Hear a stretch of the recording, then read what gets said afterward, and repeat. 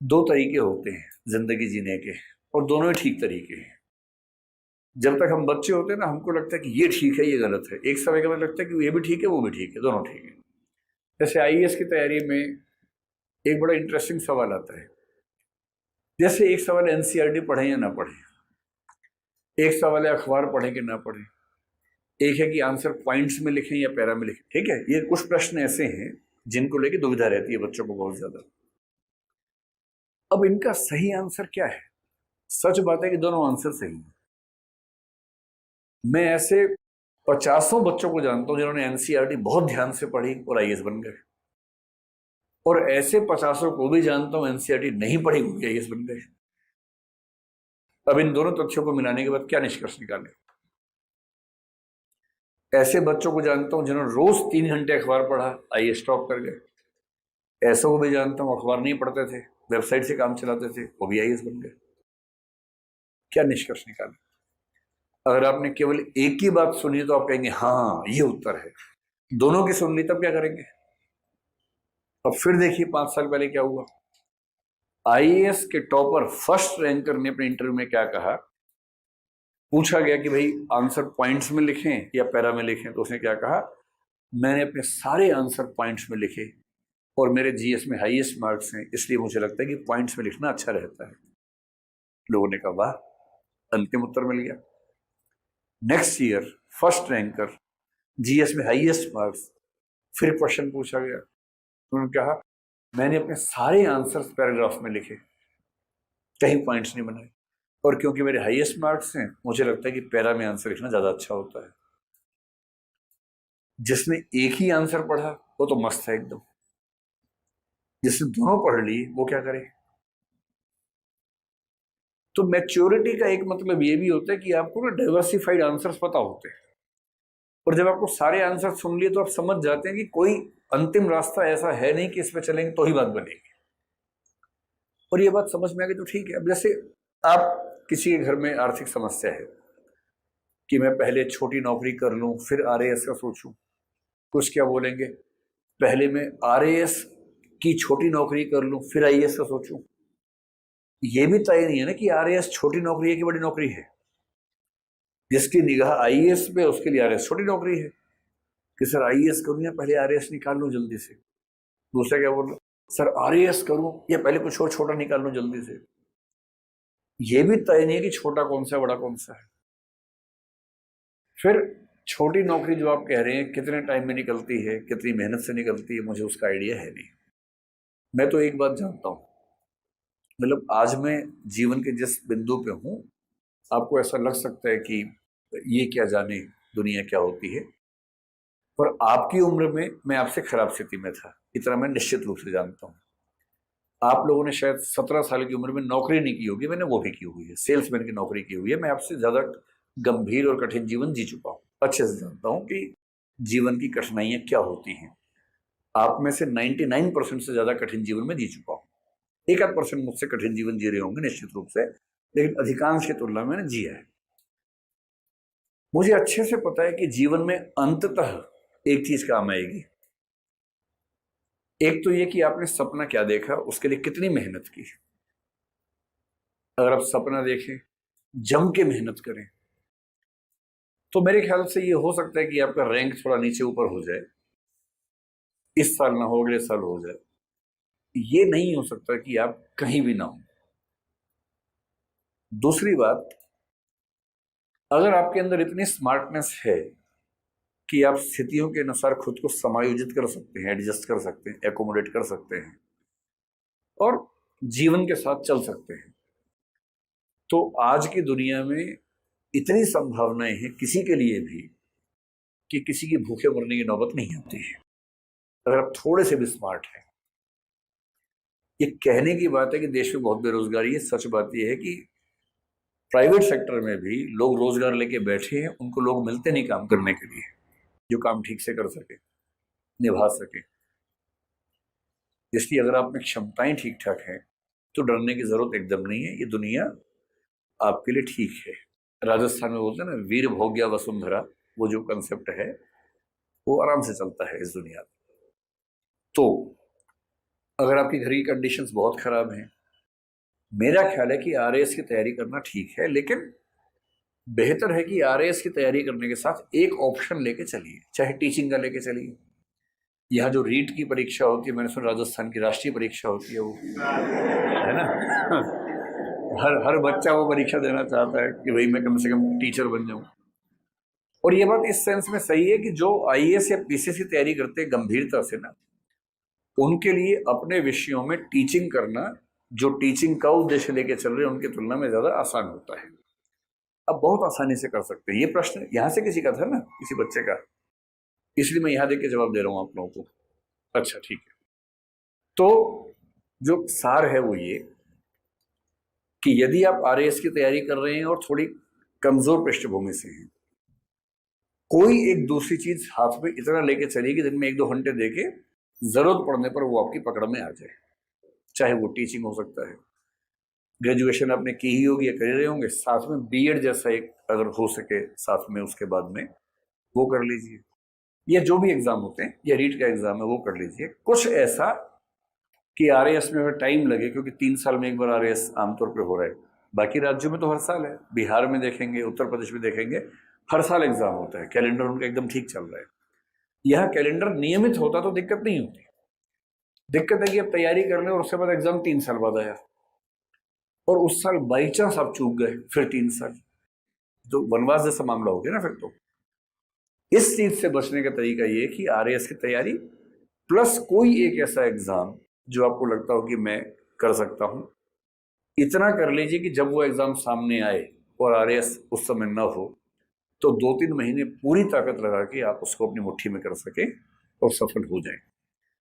और बाकी तो जिंदगी में अनिश्चितताएं होती ही हैं, उन अनिश्चितताओं से कोई बचा नहीं है, ना कोई बचेगा।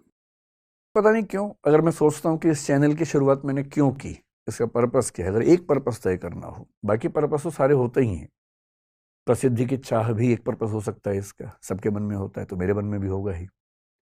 लेकिन अगर मैं सोचूं कि इसका दरअसल एक ईमानदार पर्पस क्या है इस चैनल का, तो मुझे लगता है कि मैं अपने कंट्रीब्यूशन के तौर पर यह चाहता हूं कि हमारा समाज सोचने विचारने की प्रक्रिया में बेहतर समाज बने। हम एक सेंटिमेंटल समाज के रूप में ना हो, हम एक इंटेलेक्चुअल समाज भी तो हो। सामाजिक चर्चाओं में, विमर्शों में थोड़ी गहराई हो, चिंतन बेहतर हो। हम अफवाहों से क्यों बहें। इसलिए सोचा कि पहला टॉपिक क्यों ना यही रखें कि सोचा कैसे जाए, फैसले कैसे किए जाए। मैं क्लास में एक कहानी अक्सर सुनाता हूं पंचतंत्र की, थोड़ा बदल के सुनाता हूं। पंचतंत्र आप जानते हैं, विष्णु शर्मा का एक कहानी संकलन है प्राचीन काल का। उसमें कई ऐसी कहानियां हैं जो हमें नॉर्मल लाइफ के बारे में, सामान्य जीवन के बारे में एक लेसन देती हैं, सीख देती हैं। उसमें एक कहानी का नाम था, अगर मुझे ध्यान है, मैं स्कूल में पढ़ता था, उसका नाम था पंडित की बकरी। कहानी थोड़ी सी अलग थी, मैं उसे थोड़ा सा अलग करके आपको सुनाता हूं ताकि आज के परिवेश में उसका महत्व ज्यादा समझ में आए।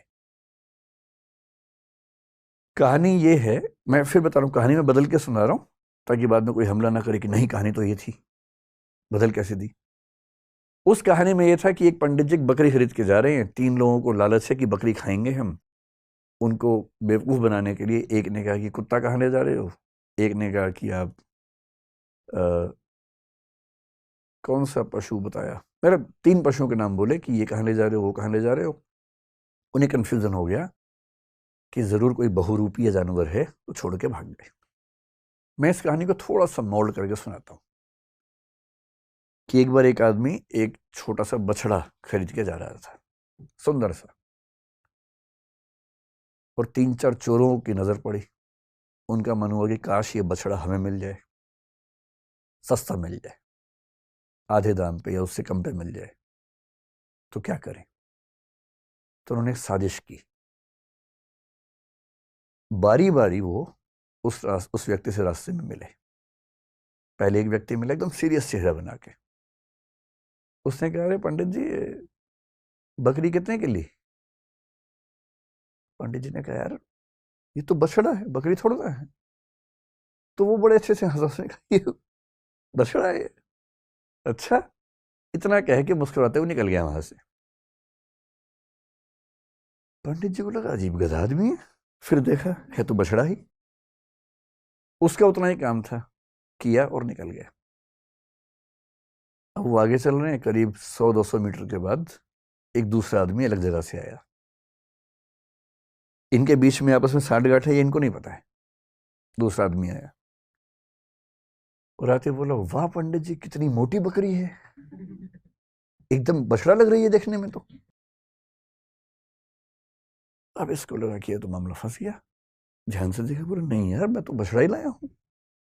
बोला वही तो मैं कह रहा हूं, देखने में लग रहा है एकदम, लेकिन है मोटी बकरी। ये कह के वो भी निकल गया।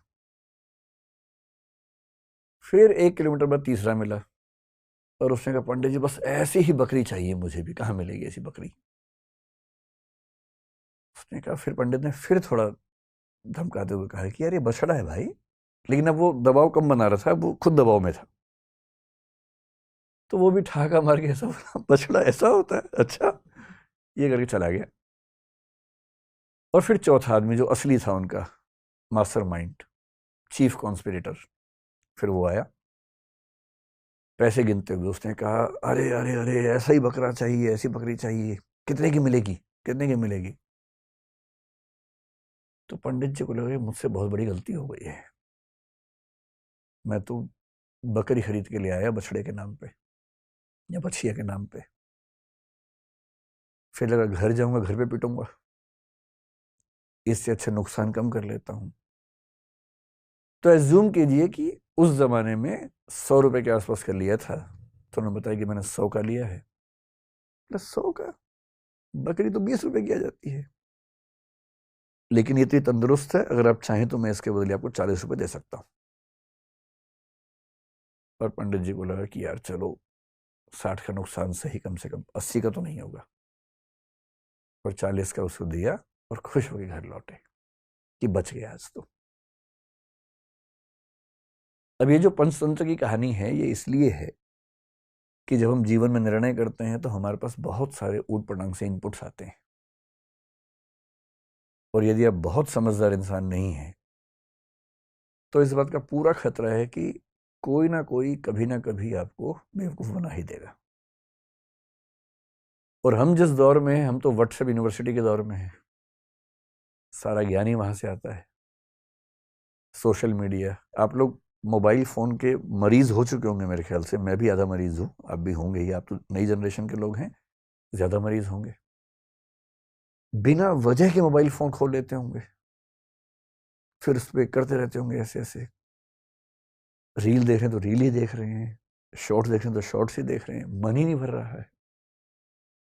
फोन देखते देखते थक गए और फोन रखा, और 1 मिनट के बाद फिर फोन उठा लिया कि थक गए हैं, क्योंकि डोपामाइन रिलीज होता है आजकल फोन देखने से। ये एडिक्शन है, खतरनाक एडिक्शन है। और हर वीडियो में कुछ ना कुछ मैसेज कन्वे हो रहा है। इंफॉर्मेशन इतनी ज्यादा कभी नहीं आई हमारे आसपास जितनी आजकल आ रही है, और वो भी ऑडियो विजुअल फॉर्मेट में आ रही है। अखबारों के दौर में लिखित सूचना आती थी, केवल साक्षर लोग पढ़ते थे, बाकी पढ़ते ही नहीं थे। आज के दौर में ऑडियो है, विजुअल है, टेक्स्ट है, हर भाषा में है, कोई व्यक्ति बच ही नहीं सकता।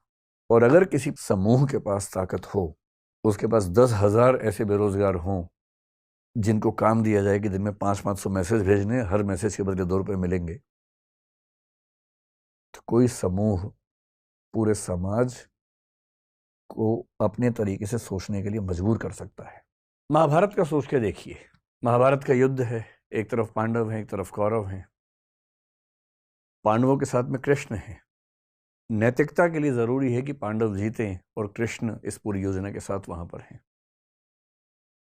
पर पांडव जीत नहीं पा रहे, जिसके कई कारणों में से एक ये है कि कौरवों की सेना में द्रोणाचार्य भी हैं, उनका पुत्र अश्वत्थामा भी है। द्रोणाचार्य गुरु तो पांडवों के भी हैं, कौरवों के भी हैं, पर वो राजधर्म का पालन कर रहे हैं, क्योंकि वो जिस राज्य के साथ हैं उसके साथ खड़े हैं। पांडवों की सेना उनको हरा नहीं पा रही है, और अंत में कृष्ण को समझ में आता है कि पांडवों को जितवाने के लिए कुछ कूटनीति का सहारा लेना होगा। कृष्ण कूटनीति के शिखर हैं।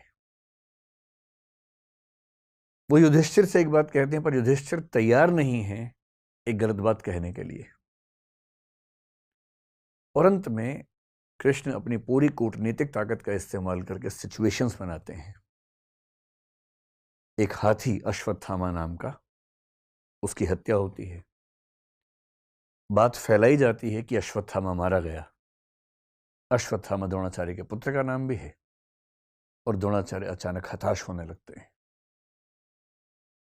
उन्हें फिर भी लगता है कि एक बार मैं खबर को ऑथेंटिकेट कर लूं, प्रामाणिक है या नहीं चेक तो कर लूं। तो वो अपने समय के सबसे प्रामाणिक व्यक्ति युधिष्ठिर से पूछते हैं। युधिष्ठिर धर्मराज हैं, झूठ नहीं बोलते हैं। पूरी पांडवों की सेना ने, टीम ने जब उनसे कहा, वो तब भी तैयार नहीं हुआ कि मैं झूठ नहीं बोलूंगा। लेकिन अब झूठ नहीं है। अश्वत्थामा की हत्या हुई है, हाथी की हुई है, तो क्या हुआ, हुई तो है ही। और तब भी वो चाह रहे हैं कि मैं पूरी बात बोलूं। द्रोणाचार्य ने पूछा, क्या अश्वत्थामा मारा गया? युधिष्ठिर कह रहे हैं, अश्वत्थामा हतो नरो वा कुंजरो वा। अश्वत्थामा मारा गया, आदमी था या हाथी था। लेकिन जैसे ही नरो वा कुंजरो वा कह रहे हैं, ठीक उसी क्षण में बहुत तेज शंख बजता है कृष्ण का। और उस शंख की आवाज में द्रोणाचार्य सुन नहीं पाते पूरी बात। और क्योंकि वो सुनते हैं सिर्फ इतना कि अश्वत्थामा मारा गया, वो हताश हो जाते हैं, हथियार छोड़ देते हैं, युद्ध भूमि में जमीन पर टिक के बैठ जाते हैं।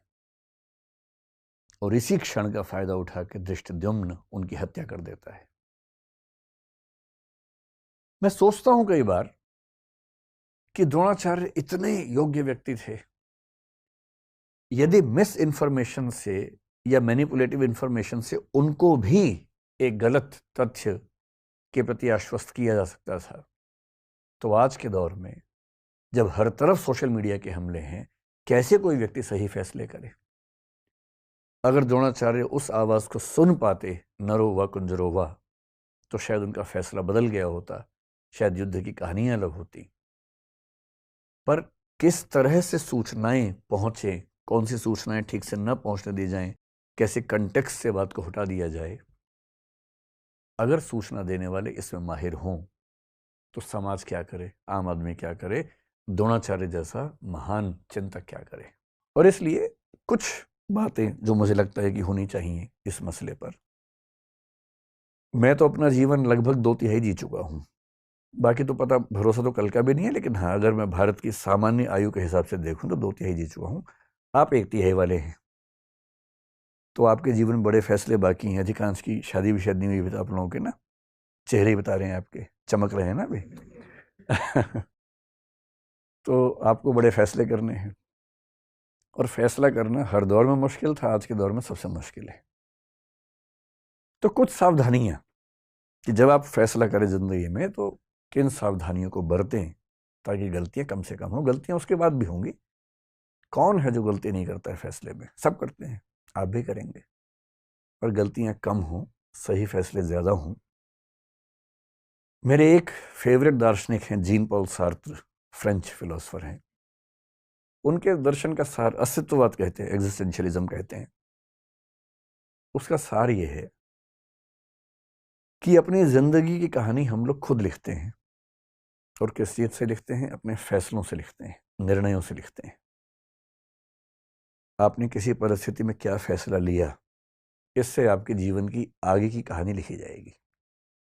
इसलिए मुझे लगता है कि टॉपिक थोड़ा सा महत्वपूर्ण है। तो इसका नाम रख लेते हैं निर्णय। सही निर्णय लेने में क्या क्या सावधानियां होनी चाहिए, बेसिक सी बात इतनी सी है। जब आपके मन में कोई सवाल है तो सवाल पूछिएगा, पहले मैं अपनी बात रखता हूं, फिर आप सवाल पूछिएगा। जब भी कोई निर्णय लेने की प्रक्रिया में आप उतरते हैं, सबसे पहला स्टेप क्या है? सबसे पहला स्टेप है ये देखिए कि निर्णय की प्रक्रिया में उतरने से पहले आप निष्पक्ष और तटस्थ हैं या नहीं हैं। एक शब्द होता है तटस्थ, जिसको अंग्रेजी में बोलते हैं न्यूट्रल। तटस्थता को न्यूट्रलिटी बोलते हैं। इससे मिलता जुलता एक प्रसंग है निष्पक्ष। या निष्पक्षता कह लीजिए, इसको बोलते हैं इम्पार्शियल होना या इम्पार्शियलिटी एज ए क्वालिटी। ये मैं कह रहा हूं कि निर्णय की प्रक्रिया में उतरने से पहले, बाद में तो जो होगा देखेंगे। जैसे हमारा समाज इस समय बहुत सारे सामाजिक राजनीतिक मुद्दों से घिरा हुआ है। जैसे एक मुद्दा कुछ दिन पहले आया, जो हिजाब का मुद्दा जिसको हम कहते हैं, कर्नाटक से एक डिबेट उठी हिजाब की। फिर एक मुद्दा आजकल चल रहा है यूनिफॉर्म सिविल कोड का, जो कि हो सकता है कि जल्दी ही किसी रूप में हमारे सामने आए। फिर पॉपुलेशन बिल के बारे में बात चलती है आजकल। उत्तर प्रदेश में आया भी था और अभी कुछ और राज्यों में आने की बात है, शायद सेंटर में भी आए। एक मुद्दा पिछले कुछ दिनों से कन्वर्जन का आप सुन रहे होंगे, धर्मांतरण का। लव जिहाद का मुद्दा सुन रहे होंगे। सारे मुद्दे हमारे सामने आते रहते हैं। हम इन सब पे बात करेंगे समय के साथ, धीरे धीरे इन सब पे बात करेंगे। पर किसी टॉपिक पर बात करने से पहले देखना जरूरी है कि हम पहले से फैसला ले तो नहीं चुके हैं। और सबसे बड़ी दिक्कत हमारे समाज की है कि फैसले पहले हो चुके हैं, विचार बाद में होता है। सही प्रोसेस तो ये है कि पहले विचार हो फिर फैसला हो, और फैसला पहले होता है। मेरे बहुत सारे दोस्त हैं, हिंदू हैं, मुसलमान हैं, सिख हैं, हर धर्म के लोग। मतलब वैसे तो मैं बहुत ही अकेले टाइप का आदमी हूँ, दोस्त ज़्यादा है ही नहीं, पर जो हैं उनमें मतलब डाइवर्सिटी ठीक ठाक है। मैंने क्लासेस में भी देखा और मैंने पाया कि हिजाब की बात आते ही कोई मुस्लिम बच्चा जनरली इस भाव से देखता है कि नहीं ये गलत हो रहा है हमारे साथ, और कई हिंदू बच्चे इस भाव से देखते हैं कि एकदम सही, और होना चाहिए और होना चाहिए। और मजे की बात है कि टॉपिक क्या है ना इसको पता ना उसको पता है। कर्नाटक हाई कोर्ट का जजमेंट क्या है 128 पेज का, ना इसने पढ़ा ना उसने पढ़ा। कर्नाटक सरकार का क्या डायरेक्शन आया था, रूल क्या था, ना इसने पढ़ा ना उसने पढ़ा।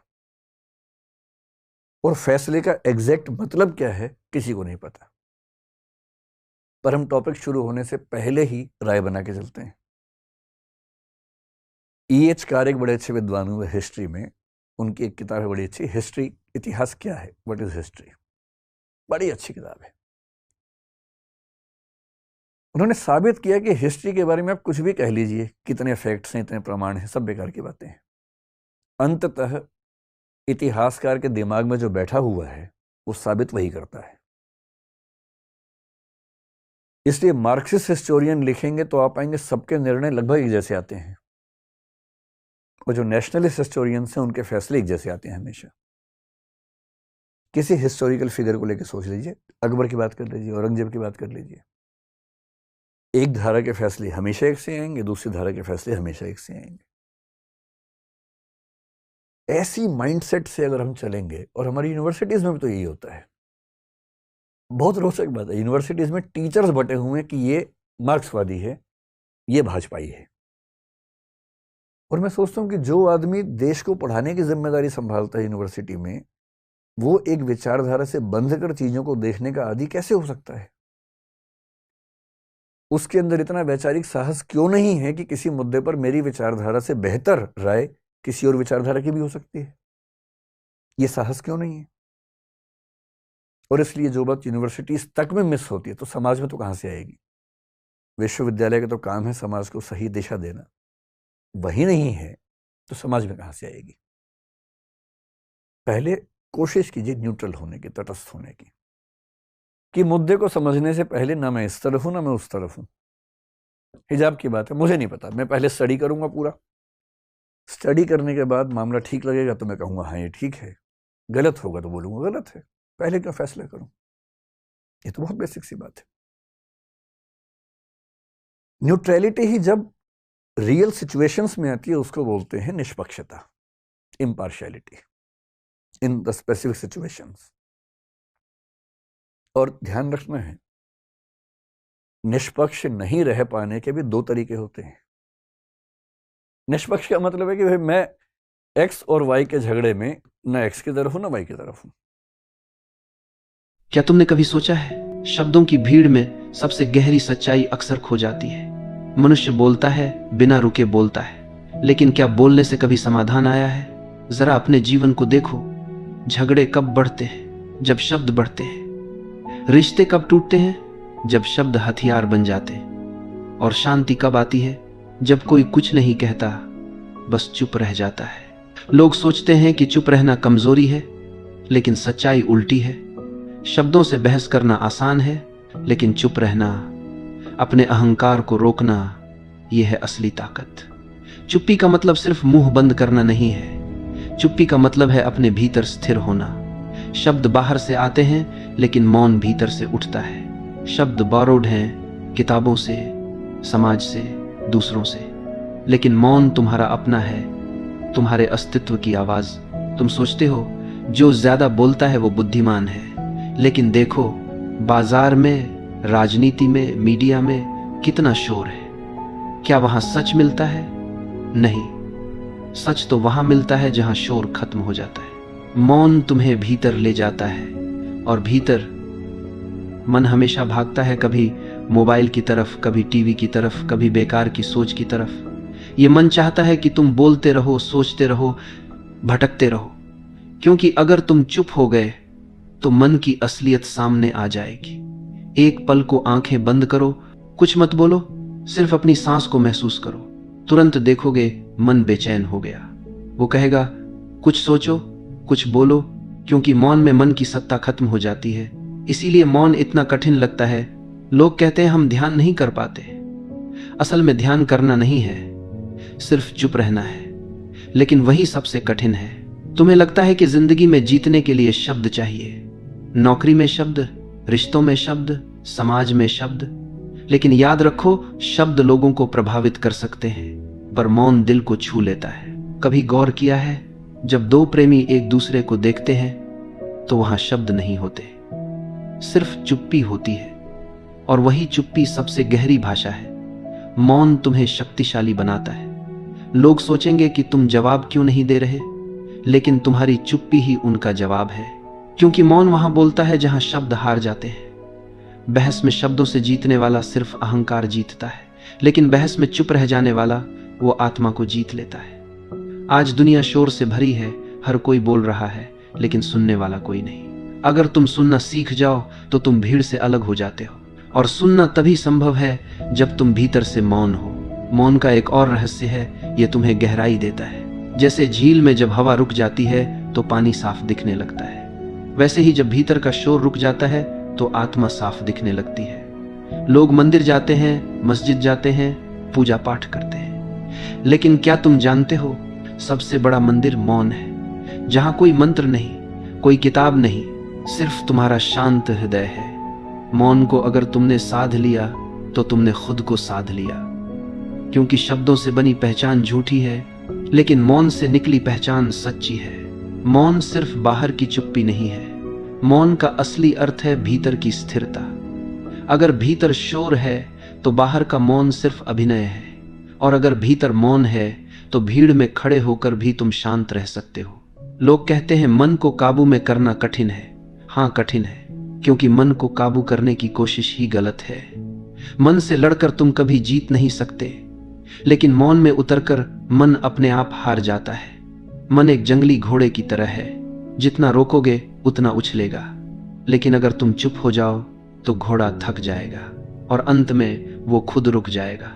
इसीलिए मौन कोई दबाव नहीं है, मौन एक सहज प्रवाह है। तुम्हें कुछ करना नहीं है, सिर्फ कुछ न करना है। क्या तुमने कभी गौर किया, जब तुम क्रोधित होते हो तो शब्द तुरंत बाहर कूद पड़ते हैं, लेकिन अगर उस पल तुम एक सांस लेकर चुप रह जाओ तो क्रोध का ज्वालामुखी धीरे धीरे शांत हो जाता है। यही मौन की ताकत है। मौन सिर्फ भावनाओं को शांत नहीं करता, बल्कि तुम्हें गहराई भी देता है। एक साधारण इंसान शोर में खो जाता है, लेकिन जो मौन में जीना सीख गया वो साधारण से असाधारण हो जाता है। तुमने सुना होगा, श्रेष्ठ मानव वही है जो परिस्थितियों के शोर में भी भीतर से मौन रहे, क्योंकि वही इंसान है जिसे हालात हिला नहीं सकते। सोचो, भीड़ गाली दे रही है, तुम्हें नीचा दिखा रही है। अगर तुम भी जवाब दोगे तो तुम भीड़ का हिस्सा बन जाओगे, लेकिन अगर तुम मौन रहोगे तो तुम्हारी चुप्पी ही तुम्हारा उत्तर बन जाएगी। और यही मौन तुम्हें भीड़ से अलग करता है। भीड़ प्रतिक्रिया देती है, भीड़ शोर करती है, लेकिन मौन साधक वो सिर्फ देखता है, सुनता है और भीतर मुस्कुराता है। मौन को लोग कमजोरी समझते हैं, लेकिन मौन असली शक्ति है, क्योंकि मौन तुम्हें प्रतिक्रियाओं से मुक्त करता है, और जो प्रतिक्रियाओं से मुक्त हो गया वो किसी के वश में नहीं रह सकता। अगर तुम मौन में जीना सीख जाओ तो कोई तुम्हें उकसा नहीं सकता, कोई तुम्हें हिला नहीं सकता। तुम अडिग हो जाते हो, और यही अडिगता है सच्ची स्वतंत्रता। सोचो, अगर हर बार तुम मौन रह पाते तो कितनी गलतियां बच जाती, कितने रिश्ते टूटने से बच जाते, कितने अनावश्यक शब्द बाहर आने से रुक जाते। मौन तुम्हें विवेक देता है, यह बताता है कि कौन सा शब्द बोलना है और कौन सा शब्द भीतर ही रोक देना है। और जब तुम्हारे शब्द मौन से निकलते हैं तो वे शब्द जहर नहीं, अमृत बन जाते हैं। जैसे संगीत में सुर तभी सुंदर लगता है जब उसके बीच मौन हो। अगर सिर्फ शोर हो तो संगीत नहीं रह जाता। वैसे ही जीवन भी सुंदर तभी है जब उसके बीच मौन हो। तुम्हारे भीतर अगर मौन है तो तुम्हारा हर काम एक ध्यान बन जाता है। चलना ध्यान है, बैठना ध्यान है, बोलना भी ध्यान है, क्योंकि जड़ उस मौन में है। मौन तुम्हें वर्तमान में खड़ा कर देता है। मन हमेशा अतीत और भविष्य में भागता है, लेकिन मौन सिर्फ अभी है। यही पल है, यही जीवन है। अगर तुम इस मौन को जी लो तो तुम्हें किसी किताब, किसी गुरु, किसी धर्म की जरूरत नहीं। मौन खुद सबसे बड़ा गुरु है। मौन खुद सबसे बड़ी प्रार्थना है। क्या तुमने कभी गौर किया है, किसी झगड़े में, किसी बहस में, जब सामने वाला बोलता ही चला जाता है और तुम सिर्फ चुप रहते हो, तो थोड़ी देर बाद वही बेचैन हो जाता है। वो सोचने लगता है, ये क्यों नहीं बोल रहा? क्या ये मुझे छोटा समझ रहा है? क्या ये मुझे नजरअंदाज कर रहा है? यहीं से मौन की असली शक्ति शुरू होती है। मौन सामने वाले के भीतर आईना रख देता है, और इंसान आईने से डरता है, क्योंकि आईना उसकी सच्चाई दिखाता है। जब तुम चुप रहते हो तो सामने वाला अपने ही शब्दों से उलझने लगता है। वो खुद को ही काटने लगता है, उसके तर्क खुद ही गिरने लगते हैं, और तुम्हें कुछ कहने की जरूरत ही नहीं पड़ती। यही कारण है कि मनोविज्ञान कहता है मौन सबसे बड़ा हथियार है। ये सामने वाले को असहज कर देता है, क्योंकि इंसान को सबसे ज्यादा डर चुप्पी से लगता है। सोचो, कोई गुस्से में तुम्हें गाली दे रहा है और तुम शांत खड़े हो। वो जितना बोलेगा उतना थकेगा, क्योंकि उसकी ऊर्जा तो प्रतिक्रिया चाहती है, लेकिन तुम्हारी चुप्पी वो उसकी आग को हवा नहीं देती। मौन सिर्फ तुम्हें मजबूत नहीं बनाता, बल्कि सामने वाले की पोल भी खोल देता है। जो जोर जोर से बोल रहा है असल में वही भीतर से सबसे कमजोर है, क्योंकि ताकतवर को चिल्लाने की जरूरत नहीं पड़ती। मौन एक सवाल बनकर सामने वाले पर खड़ा हो जाता है, वो सवाल जिसे वो टाल नहीं सकता, क्योंकि चुप्पी बोलती नहीं लेकिन असर करती है, और यह असर गहरा होता है, इतना गहरा कि सामने वाला खुद को तुम्हारे सामने नंगा महसूस करने लगता है। याद रखो, जितनी आवाज बाहर है उतना ही शोर भीतर है, और जितना मौन भीतर है उतनी ही स्थिरता बाहर है। लोग बहस में इसलिए हार जाते हैं क्योंकि वे जल्दी प्रतिक्रिया दे देते हैं। उनके शब्द उनके गुस्से से निकलते हैं, उनकी चोट से निकलते हैं, और जब शब्द चोट से आते हैं तो वे चोट पहुंचाते भी हैं। लेकिन जो मौन से बोलता है वो शब्द इलाज बन जाते हैं। मनोविज्ञान कहता है कि जब तुम मौन रहते हो तो सामने वाला प्रोजेक्शन करता है। वो अपनी ही असुरक्षा, अपना ही डर तुम्हारे ऊपर डालने लगता है। उसे लगता है तुम उसे जज कर रहे हो। वो खुद अपनी गलती मानने लगता है बिना तुम्हारे कुछ कहे। इसलिए मौन कोई खालीपन नहीं है। मौन एक अदृश्य तलवार है। ये काटती नहीं, लेकिन सामने वाले को भीतर तक घायल कर देती है। लेकिन ध्यान रहे, मौन का अर्थ कायरता नहीं है। अगर तुम डर के कारण चुप हो तो वो मौन नहीं है, वो कमजोरी है। सच्चा मौन तभी है जब तुम भीतर से मजबूत हो, जब तुम्हें बोलने की कोई जरूरत ही न लगे, जब तुम्हारा अस्तित्व ही पर्याप्त उत्तर बन जाए, तभी मौन एक शक्ति बनता है। वरना वही मौन तुम्हें गुलाम भी बना सकता है। बहुत से लोग चुप रहते हैं, लेकिन उनकी चुप्पी दबाव की है। वो चुप हैं क्योंकि उन्हें डर है, वो चुप हैं क्योंकि उन्हें आदत है। ऐसा मौन तुम्हें तोड़ देता है। सच्चा मौन वो है जो तुम्हें जोड़ता है। जो तुम्हें भीतर से इतना शक्तिशाली बना देता है कि सामने वाला तुम्हारे मौन से कांप उठे। इस मौन की साधना करनी पड़ती है। ये अचानक नहीं आता, ये अभ्यास है। जैसे तीरंदाज बार बार अभ्यास करता है, वैसे ही साधक बार बार मौन में उतरता है। धीरे धीरे मौन उसकी आदत नहीं, उसकी पहचान बन जाता है। और जब मौन पहचान बन जाए तो तुम्हें कोई हिला नहीं सकता। मौन का असली अर्थ सामने वाले को हराने में नहीं है। मौन की सबसे बड़ी ताकत है स्वयं पर विजय, क्योंकि जिसने खुद पर विजय पा ली उसे किसी को हराने की जरूरत ही नहीं रहती। मौन कोई तकनीक नहीं है, मौन तो हमारा स्वभाव है, लेकिन हम उसे भूल गए हैं। हमें हर पल शोर चाहिए, बाहर का शोर हो या भीतर का। मन लगातार बोलता रहता है, अतीत की बातें, भविष्य की चिंताएं। ये निरंतर चलता हुआ रेडियो हमें मौन में उतरने ही नहीं देता। और जब मन इतना शोर से भरा हो, तब न हम किसी और को सुन पाते हैं, न अपनी आत्मा को। मौन का अर्थ है मन को शांत करना, सिर्फ जुबान से नहीं, भीतर से।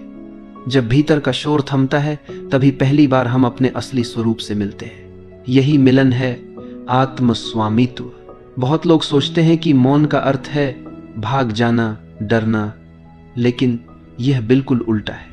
मौन सबसे बड़ा साहस है। बोलना आसान है, चिल्लाना आसान है, शोर मचाना आसान है, लेकिन मौन में बैठना कठिन है। क्योंकि मौन हमें हमारे असली चेहरे से मिलाता है, और अपने असली चेहरे से मिलना सबसे डरावना अनुभव है। दुनिया को धोखा दिया जा सकता है, लेकिन मौन में खुद को धोखा नहीं दिया जा सकता। जो मौन में बैठ सकता है वही वास्तव में साहसी है। साधारण इंसान सोचता है कि सत्ता का अर्थ है दूसरों को नियंत्रित करना, लेकिन सच्ची सत्ता का अर्थ है खुद को नियंत्रित करना। मौन में होने पर कोई हमें उकसा नहीं सकता, कोई हमें गुस्से में नहीं ला सकता। यही असली विजय है। जिसे कोई छीन न सके वही हमारी असली संपत्ति है। मौन वह खजाना है जिसे कोई चुरा नहीं सकता। मौन का अर्थ केवल शक्ति नहीं, प्रेम भी है। जब हम मौन में उतरते हैं तो हृदय खुल जाता है। अब दूसरों को मनाने की जरूरत नहीं पड़ती। मौन ही प्रेम बन जाता है, उपस्थिति ही संदेश बन जाती है। शब्दों से दिया गया प्रेम सीमित होता है, लेकिन मौन से दिया गया प्रेम असीमित होता है। सबसे बड़ा बंधन है दूसरों की राय। हम हर वक्त डरते रहते हैं कि लोग क्या कहेंगे। यही डर हमें गुलाम बना देता है, लेकिन मौन हमें इस डर से मुक्त करता है। अब हमें स्वीकृति की जरूरत नहीं रहती, अब हमें साबित करने की भूख नहीं रहती। यही है स्वतंत्रता। मौन की साधना सरल है। हर दिन कुछ समय सिर्फ अपने लिए निकालो, बिना मोबाइल, बिना किताब, बिना बातचीत, सिर्फ मौन। शुरू में कठिन लगेगा, मन शोर करेगा, बेचैनी होगी, लेकिन धीरे धीरे यही मौन घर बन जाएगा। यही मौन शक्ति बन जाएगा, यही मौन पहचान बन जाएगा। मौन का अर्थ है आत्मस्वामित्व। मौन का अर्थ है साहस, प्रेम और स्वतंत्रता। बहस जीतने से बड़ी कोई जीत नहीं है, बल्कि खुद पर जीत सबसे बड़ी है। और यह जीत केवल मौन से संभव है। कमजोर चिल्लाता है, मजबूत मौन रहता है, और ज्ञानी मौन का चयन करता है।